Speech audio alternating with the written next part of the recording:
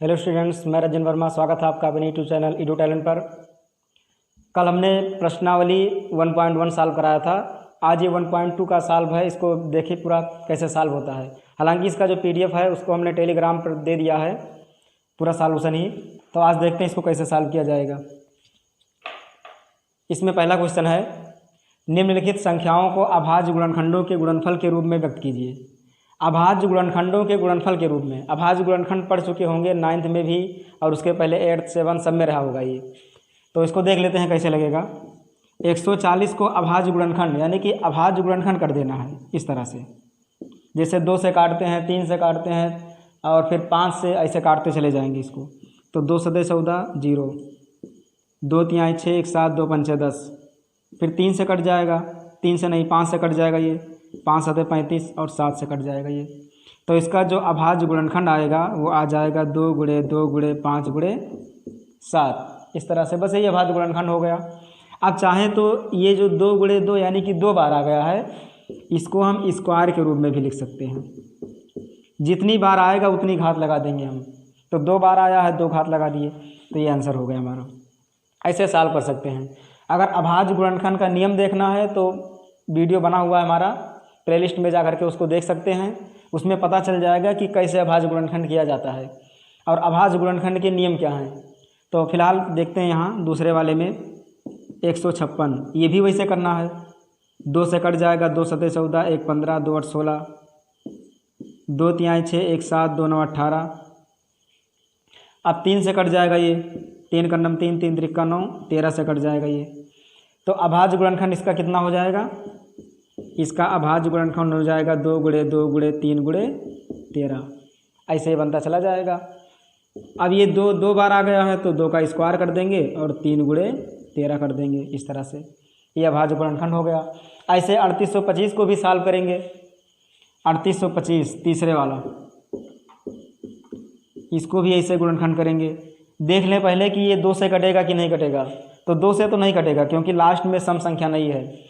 और ये विभाज्यता का जो नियम है 2 3 5 वाला, इसको जाकर के प्लेलिस्ट में देख सकते हैं और इसको जाकर देख लीजिए कि ताकि आसानी से समझ में आ जाए कि किस तरह से इसको विभाज्य किया जाता है। 2 से क्या नियम है, 3 का क्या नियम है, 5 का नियम, 7 का नियम, सब उसमें मिल जाएगा। डिस्क्रिप्शन बॉक्स में इसका लिंक दे देंगे, देख लीजिएगा। तो 3 से देख लें, 2 से तो कटेगा नहीं। 3 से 5 2 7, 8 15, 15 और 3 18, 18 3 से विभाज्य है, इसलिए ये 3 से कट जाएगा। 3 7 21, 3 5 15, 7 5 12, 2 14 15, 3 से कटेगा। 3 4 12, 3 19 6, 1 7, 3 5 15। अब 5 2 7 4 11। अब 3 से नहीं कटेगा, 5 से, 5 8 40, 5 25, 5 कन्नम 5, 3 8, 5 7 35। अब 17 से कट जाएगा ये। जो इसका अभाज्य गुणनखंड आया वो 3 गुणे 3 गुणे 5 गुणे 5 गुणे 17 आ गया। तो इसको लिख देंगे 3 गुणे 3 गुणे 5 गुणे 5 गुणे 17। 3 2 बार आया है तो 3 का घात 2 कर देंगे। 5 भी 2 बार आया है तो 5 का घात 2 कर देंगे। 17 एक बार है, उसको वैसे रहने देंगे। अब उसी तरह से इसको भी गुणनखंड कर लेंगे, आसानी से आ जाएगा। चौथे वाले का गुणनखंड करेंगे 5005 का, तो ये 5 से कटेगा, तो 5 कन्नम 5 0 0, 5 कन्नम 5। अब इसको देखेंगे कि ये किससे कटेगा। जो 1001 आया है ये किससे कटेगा। तो 5 से तो कट गया ये। 5 के बाद में अभाज्य संख्या होता है 7, तो 7 से देखें कटेगा कि नहीं। तो 7 कन्नम 7 3 10, 7 चौक 28, 2 30, 7 त्रिक 21। अब ये कटेगा 11 से, 11 कन्नम 11 3, 11 3 33। अब ये 13 से कट जाएगा, 13 कन्नम 13। तो अभाज्य गुणनखंड आ गया 5 गुणे 7 गुणे 11 गुणे 13। तो 5 गुणे 7 गुणे 11 गुणे 13, यही हो गया अभाज्य गुणनखंड इसका। 7429 को भी ऐसे कर सकते हैं। 7429 को यहाँ पर सॉल्व कर दें। 5वां 7429, इसमें 2 से नहीं कटेगा, 3 से भी नहीं कटेगा, 5 से भी नहीं कटेगा, 7 से भी नहीं कटेगा, 11 से भी नहीं कट रहा है और ये 13 से भी नहीं कटेगा। ये कटेगा सीधा 17 से। तो इसको 17 से भाग करेंगे हम, तो कितना आएगा? 17 चौका 68, 68 और 2 70, यानी कि 6 बचा। 17 तियाँ तो 51 और 9, 60 और 2 62, यानी कि 11 बचा। ये 17 सत्ते 119। अब ये किससे कटेगा? 437। अब 437 को अगर भाग करेंगे, हम भाग करके चेक करेंगे तो ये 19 से कट रहा है। चेक कर लीजिएगा सॉल्व करके। तो 19 दूना 38, 38 कितना बचा? 38 2 40 3 43, यानी कि 5 बचा। 19 3 57। अब ये 23 से काट देंगे इस तरह से, यानी कि 17 × 19 × 23। इसमें थोड़ा जो अभाज्य गुणनखंड है ये बहुत बड़ा बड़ा मान दिया हुआ है। 17 दिया हुआ है, 19 दिया हुआ है, 23 दिया हुआ है, तो ये थोड़ा फंसाने वाला क्वेश्चन है। तो इसको चेक करना पड़ेगा शुरू से कि किस अंक से ये कटने लायक है। तो अगला प्रश्न देखते हैं, दूसरा वाला।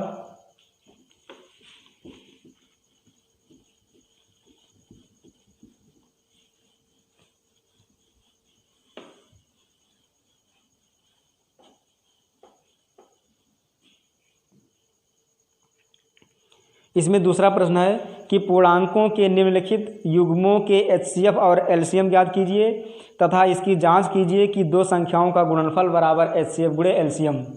इसमें हमें दिखाना है कि संख्याओं का गुणनफल, यानी कि पहली संख्या गुणे दूसरी संख्या बराबर HCF × LCM, ये हमें दिखाना है।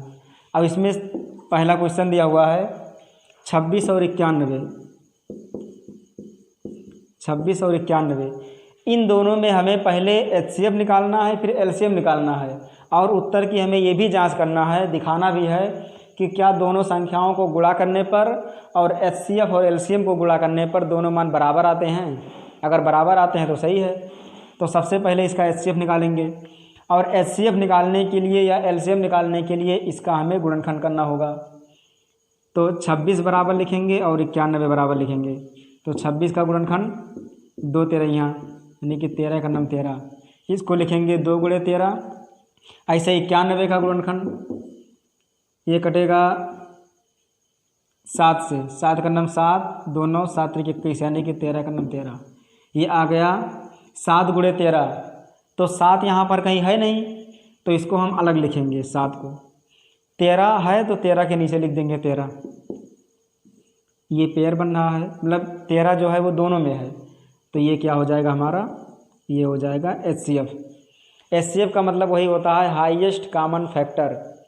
दोनों संख्याओं में जो सबसे ज़्यादा कॉमन हो, मतलब कॉमन हो दोनों में लेकिन अधिकतम से अधिकतम संख्या, उसी को कहते हैं हाईएस्ट कॉमन फैक्टर।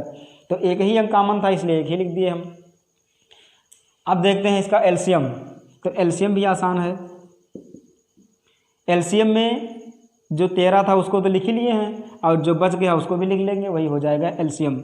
तो 13 जो HCF था उसको पहले लिख लें, और बचा है 2 और 7, इसको भी गुणा कर दें। अब ये LCM हो जाएगा। 7 दूनी 14, 14 3 42, 4 आ गया, 14 का नाम 14 और 4 18, 182। 182 हमारा हो गया LCM। अब दिखाना है कि पहली संख्या गुणे दूसरी संख्या बराबर HCF × LCM। तो पहले इसको निकाल लें हम। पहले निकालेंगे पहली संख्या गुणे दूसरी संख्या। पहली संख्या दिया हुआ है 26 और दूसरी संख्या दिया हुआ है 91। अब इसको गुणा करना होगा हमें। 91 को 26 से गुणा कर दें। 6 का नाम 6, 6 9 54, 2 का नाम 2, 2 9 18, 6 आ गया, 4 और 2 6, 8 5 13, 1 और 1 2, ये आ गया 2366। अब HCF और LCM को गुणा करने पर भी 2366 आना चाहिए, तो इसको भी गुणा कर लें हम। HCF और LCM को भी लिखेंगे HCF × LCM बराबर होगा, HCF है 13 और LCM है 182। इसको गुणा कर लें तो 182 × 13, 3 दूनी 6, 3 8 24, 3 का नाम 3 2 5, 1 दूना 2 8 1 6, 4 2 6, 8 5 13, 1 1 2, ये 2366 आ गया। ये भी 2366 आ गया। मतलब ये दोनों बराबर हैं। दो संख्याओं का गुणनफल बराबर लासा गुणे मासा या HCF × LCM या कुछ भी कहें, दोनों बराबर आ रहा है, मतलब कि ये सही है। यही हमारा जो सत्यता की जांच कह रहा था वो सत्य हो गया। ऐसे दूसरा भी है, इसका दूसरा भी ऐसे लगा सकते हैं। ये दिया है 510 और 92, 510 और 92 दिया हुआ है।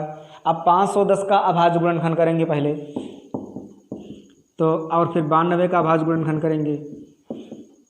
लास्ट में 0 है तो ये 2 से कट जाएगा, 2 से पहले इसको काटेंगे। 2 दूनी 4, 1 5, 2 पंचे 10, 2 पंचे 10। अब ये 255 आ गया। 5 5 10 2 12 यानी कि 3 से कट जाएगा, तो 3 8 24, 3 5 15, 5 का नम 5, 5 7 35, 17 का नम 17। ये आ गया 2 गुणे 3 गुणे 5 गुणे 17। अब 92 का अभाज्य गुणनखंड, 92 को भी कर लेंगे। 2 से कटेगा, 2 चौक 8, 2 छक 12, ये हो जाएगा 23 और ये 23 से कट जाएगा। अब क्या करेंगे इसका, अब 2 गुणे 2 गुणे 23 इसको लिख लें हम, तो 2 गुणे, इसमें 2 तो कहीं है नहीं तो इसको इसके नीचे ना लिखें हम, इसको लिख दें बाहर। 23 है, 23 भी कहीं नहीं है, इसको भी बाहर लिखेंगे। इससे थोड़ा आसान हो जाता है एचसीएफ और एलसीएम निकालने में। तो एचसीएफ कितना आएगा, जो दोनों में कॉमन है उसी को एचसीएफ कहते हैं, और एक ही जगह कॉमन है, ये हो गया एचसीएफ हमारा। अब एलसीएम में जो बच गया उसको भी लिख लेंगे। ये 2 गुणे, अब बचा है 3 5 17 2 23, तो 3 गुणे 5 गुणे 17 गुणे 2 गुणे 23, इसको भी गुणा करा लें। आ जाएगा मान 2 3 6 5 30, 30 दूना 60, 60 का 17 से गुणा, 17 छक्का 102 यानी कि 1020, ये बन गया 1020 को 23 से गुणा करेंगे। अब 23 0 0, 23 दूना 46, हासिल आया 4, 23 0 0 4 और 23 का नम 23, ये आ गया 23,460। अब चेक करा लें, दो संख्याओं का गुणनफल बराबर एचसीएफ गुणे एलसीएम। तो पहले गुणनफल देख लें। गुणनफल मतलब पहली संख्या गुणे दूसरी संख्या, यहाँ गुणनफल लिख दिए हैं, उसका मतलब यही होगा पहली संख्या गुणे दूसरी संख्या। तो पहली संख्या है 510 और दूसरी संख्या है 92। अब इसको गुणा कराना पड़ेगा हमें, तो गुणा कर दें। तो 510 की बजाय 51 गुणा कर दें और 92, बाद में 0 लगा देंगे। 2 का नम 2, 2 पंचे 10, 9 का नम 9, 9 पचे 45, 2 9 5 1 6 4। अब यहाँ पर 510 था तो 0 लगा देंगे, ये आ जाएगा 4692 और 0 लगा देंगे इस तरह से। अब हो जाएगा एचसीएफ गुणे एलसीएम। अब लासा और मासा को गुणा करें तो मासा है 2 और लासा है 23,460, गुणा कर लें। 2 0 0, 2 छक 12, 2 चौक 8 1 9, 2 3 6, 2 दूनी 4, ये आ गया 46,920। ये भी आया था 46,920, ये दोनों बराबर हो गए। तो क्या हो जाएगा, पहली संख्या गुणे दूसरी संख्या बराबर एचसीएफ गुणे एलसीएम, ये सही है। अब इसमें एक प्रश्न और है, तीसरा वाला 336 और 54। तीसरा दिया हुआ है 336 और 54, इसको भी खुद ही सॉल्व कर सकते हैं। 336 का अभाज्य गुणनखंड करेंगे और 54 का भी अभाज्य गुणनखंड करेंगे, और इसी हिसाब से सेट करके एचसीएफ और एलसीएम को निकाल लेंगे, फिर गुणा करेंगे, फिर एचसीएफ एलसीएम का गुणा करेंगे और देख लेंगे कि दोनों मान बराबर है कि नहीं है। तो इसको खुद ही सॉल्व करेंगे, आसानी से लग जाएगा। चलिए अगले प्रश्न को देखते हैं, तीसरे वाले को।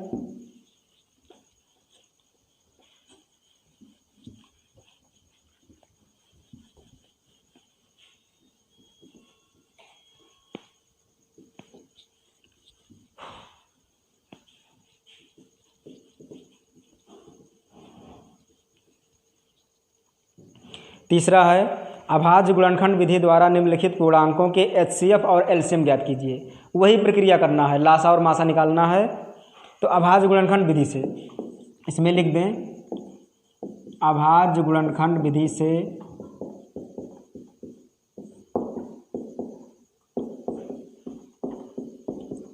एचसीएफ और एलसीएम ज्ञात कीजिए।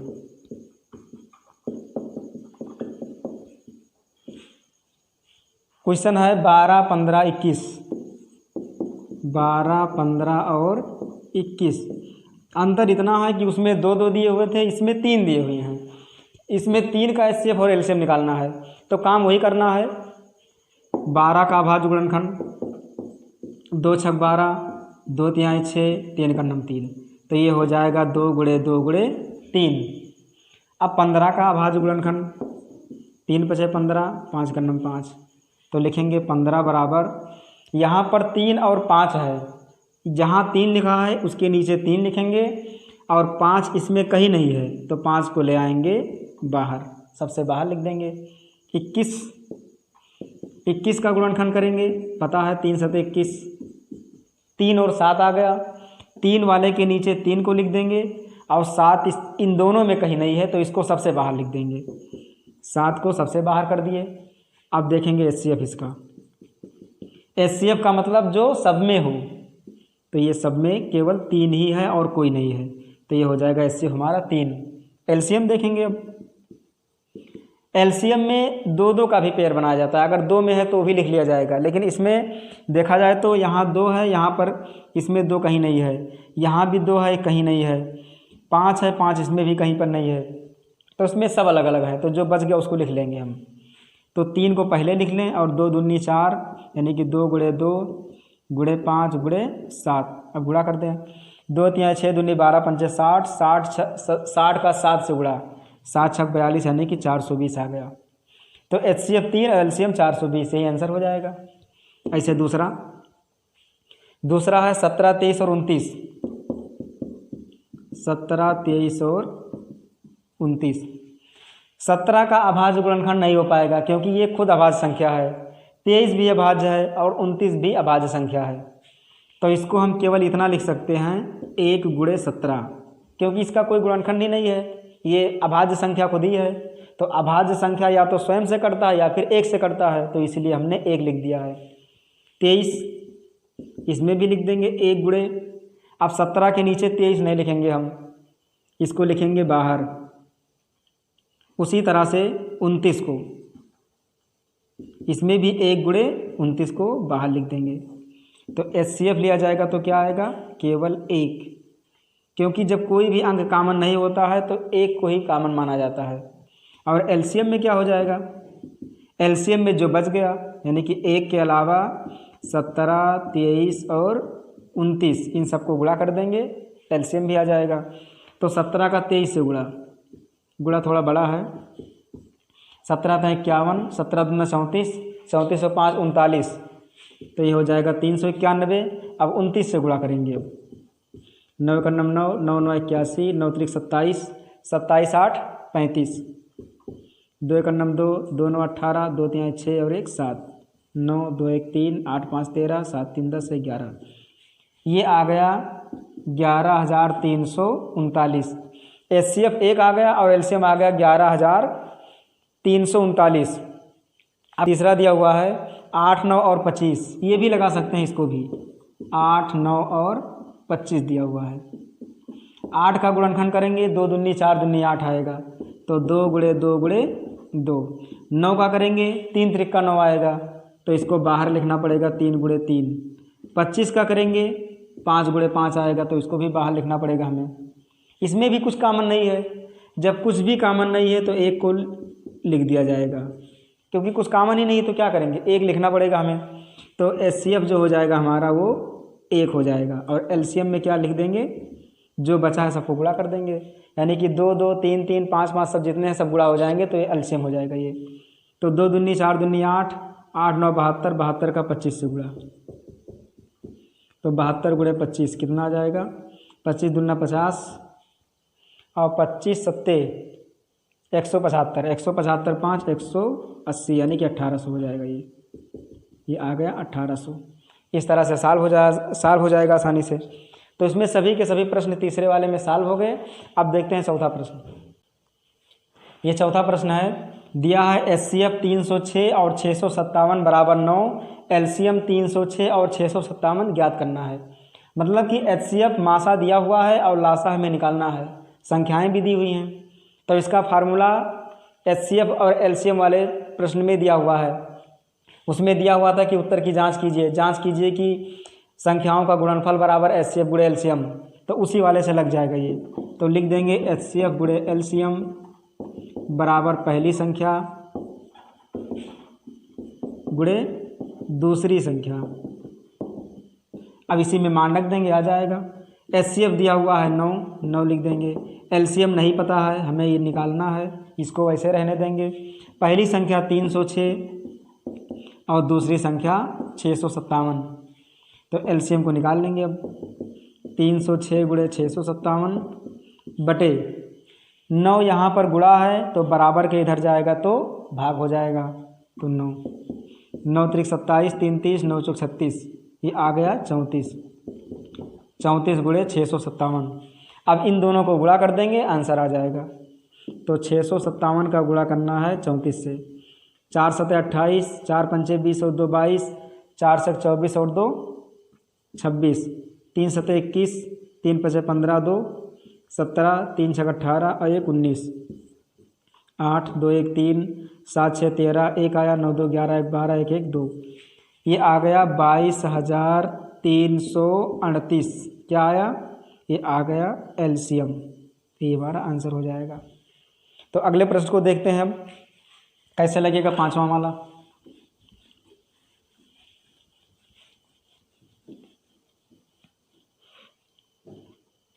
पांचवा क्वेश्चन है कि जांच कीजिए कि क्या किसी प्राकृत संख्या n के लिए संख्या 6 की घात n अंक 0 पर समाप्त होता है या समाप्त हो सकता है। इसका मतलब ये है कि कोई प्राकृत संख्या अगर n है, अगर कोई प्राकृत संख्या n दिया हुआ है तो उसके लिए 6 की घात n का जो समाप्ति है, ये जो समाप्त होगा वो क्या 0 पर समाप्त होगा, इसको बताना है हमें। मतलब कि अगर n की जगह पर कोई मान आ जाए, जैसे प्राकृत संख्या यानी कि 1 2 3 4 5 6 7 8 ऐसे कोई भी मान आ जाए, तो उसको सॉल्व करने के बाद क्या लास्ट में 0 आएगा। जैसे अभी 6 की घात 1 कर दे तो 6 का नम 6, 0 नहीं आया। 6 की घात 2 करें तो 6 36 नहीं आया। 3 करें 6 36 छक्का 316, 6 36 छक्का 216 आ जाएगा, तो भी लास्ट में 0 नहीं आया। और 0 लास्ट में कब आता है? 0 लास्ट में तभी आता है जब कहीं 2 गुणे 5 हो। जब तक 2 और 5 का गुणा नहीं होगा तब तक लास्ट में 0 कभी नहीं आएगा। तो 6 में क्या क्या दिया हुआ है? 6 में दिया हुआ है केवल 2 गुणे 3 और इसका घात दिया हुआ है n। अगर ये 3 की जगह 5 होता तो 2 तिहाई 2 पंचे 10 हो जाता, या इसके बीच में कहीं और 5 दिया होता, जैसे 2 गुणे 3 दिया हुआ है, अगर 5 भी दिया होता तो ये लास्ट में 0 बना देता। ये 5 नहीं है इसलिए नहीं बन पाएगा, तो इसमें लिख देंगे नहीं। मतलब कि अगर प्राकृत संख्या कोई n दिया हुआ है और 6 की घात n लिखा हुआ है, कह दें कि इसको सॉल्व करें तो क्या 0 पर समाप्त होगा, तो ये समाप्त 0 पर नहीं होगा। क्यों नहीं होगा? क्योंकि 6 का गुणनखंड करेंगे तो 2 गुणे 3 आएगा, और 2 गुणे 3 में जो गणित का आधारभूत जो नियम है इसका, उसका नियम यही है कि केवल 6 का 2 और 3 ही आ सकता है, उसके अलावा कोई मान नहीं आ सकता। और 0 लाने के लिए हमें होना चाहिए 2 गुणे 5, तो यही इसका कारण है। तो इसमें लिख देंगे नहीं, क्योंकि कारण में लिखा जाएगा नहीं, क्योंकि 0 प्राप्त करने के लिए 0 प्राप्त करने के लिए 2 की घात m 5 की घात n के रूप का होना आवश्यक है, जबकि 6 की घात n में 2 गुणे 3 है। अर्थात इसमें 5 नहीं है, इसलिए ये क्या हो जाएगा, इसको सॉल्व करेंगे तो लास्ट में 0 नहीं आएगा, तो ये हमारा कारण हो जाएगा। इसको लिख सकते हैं आंसर। अब देखें अगला प्रश्न, छठा वाला।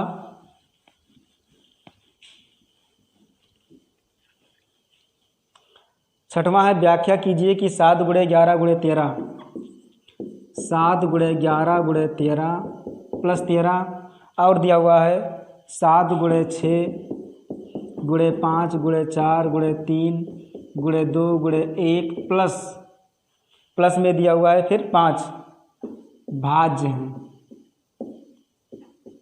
क्यों? मतलब ये भाज्य संख्याएं क्यों हैं? कह रहा कि इतना दिया हुआ है, इतना दिया हुआ है, ये भाज्य हैं पर क्यों हैं? तो कैसे भाज्य है पहले तो ये पता करेंगे। इसमें देखेंगे कि ये वाला संख्या और ये संख्या ये दोनों अलग अलग हो जा रहा है, मतलब कि जो पद हैं वो 2 हो जा रहे हैं और दोनों में 13 है, तो 13 को हम कॉमन कर सकते हैं। जब 13 को कॉमन करेंगे तो 7 गुणे 11 प्लस 1 बच जाएगा। इस पूरे ब्रैकेट के बाहर गुणे के रूप में 13 आ गया, तो इससे सीधा सीधा यही स्पष्ट हो रहा है कि ये पूरा संख्या भाज्य है। भाज्य का मतलब यही होता है कि कोई भी संख्या किसी संख्या से विभाज्य हो जाए, कट जाए। जैसे दिया है भी 15, तो 15 में 5 से 15 हो गया, यानी कि 15 को हम 5 गुणे 3 के रूप में लिख दिए। 3 5 से गुणा हो रहा है और 5 3 से गुणा हो रहा है, गुणा होकर के 15 बना रहा है। उसी तरह से ये संख्या है। इस पूरे को ब्रैकेट में करके और 13 को बाहर निकालिए। जब 13 को बाहर निकालिए तो इसका मतलब ये हुआ कि 13 इससे गुणा हो रहा है और ये वाला 13 से गुणा हो रहा है, यानी कि ये संख्या भाज्य है। और सॉल्व करना चाहें तो इन सबको गुणा करके भी सॉल्व करके देख सकते हैं। जैसे 13 है 11 सते 77 प्लस 1, तो 13 गुणे 77 और 1 78, ये देखिए भाज्य संख्या वैसे आ गया। ऐसे इसको भी, ये भी हो जाएगा 5 इसमें भी है और 5 यहाँ भी है, दोनों में 5 कॉमन हो जाएगा। 5 कॉमन करेंगे तो बचेगा 7 गुणे 6 गुणे 4 गुणे 3 गुणे 2 गुणे 1 और प्लस 1। अब इसको सॉल्व कर लेंगे तो ये एक संख्या आ जाएगा और उसके बाहर 5 है, तो 5 से गुणा करेंगे तो कहीं ना कहीं ये भाज्य संख्या बना रह जाएगा। अभी हम मान लें कि इसको गुणा कर दें और कोई अभाज्य संख्या बन जाए, इस पूरे को गुणा करके और 1 जोड़ने पर ये अभाज्य बन जाए, परंतु अभाज्य बनने के बाद में अगर उसमें हम 5 से गुणा कर दें तो ये संख्या भाज्य हो जाएगा, क्योंकि उसमें 5 गुणा है और उसका गुणनखंड करने पर 5 और अभाज्य संख्या के रूप में अलग हो जा रहा है, इसलिए ये भी भाज्य संख्या है। और सॉल्व करना चाहें तो इसको भी गुणा करके 1 जोड़ लें और 5 से गुणा करा दें, जैसे इसको किए थे, तो ये संख्या भाज्य हो जाएगा इस तरह से।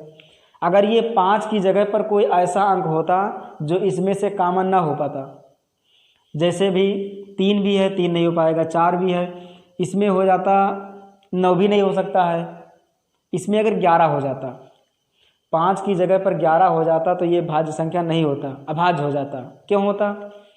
क्योंकि इसमें 11 कहीं पर नहीं है।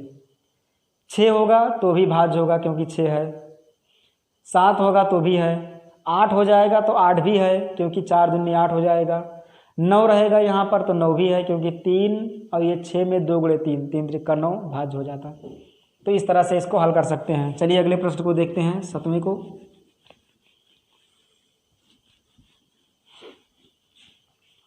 7वां दिया हुआ है, किसी खेल के मैदान के चारों ओर एक वृत्ताकार पथ है।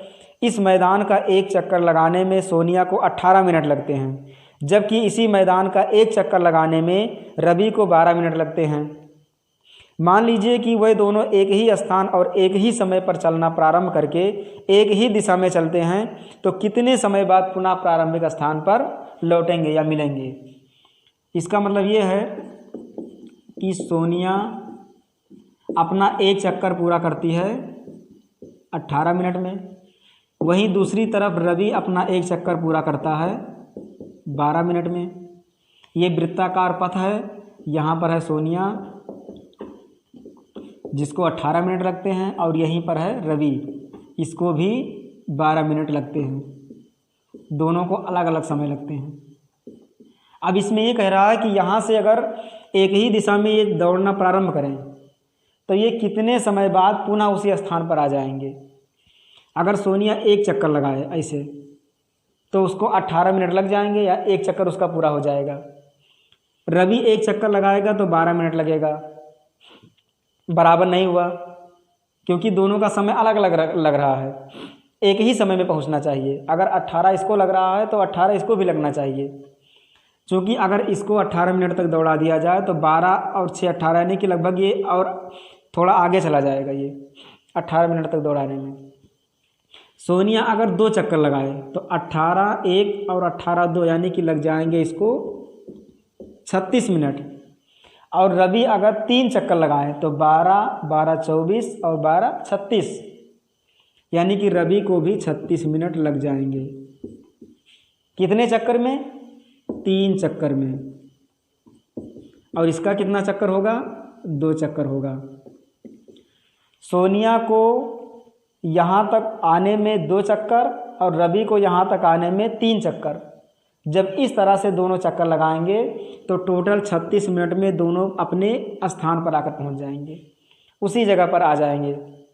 इस तरह का ये प्रश्न है। इसका मतलब ये हुआ कि 18 और 12 का एलसीएम निकालना है। ऐसा प्रश्न आ जाए तो सीधा सीधा एलसीएम निकाल लेंगे, आ जाएगा।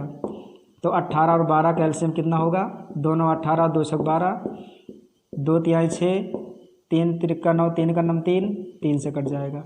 3 तिहाई 9, 9 दूनी 18 दूना 36, ये एलसीएम आ गया 36।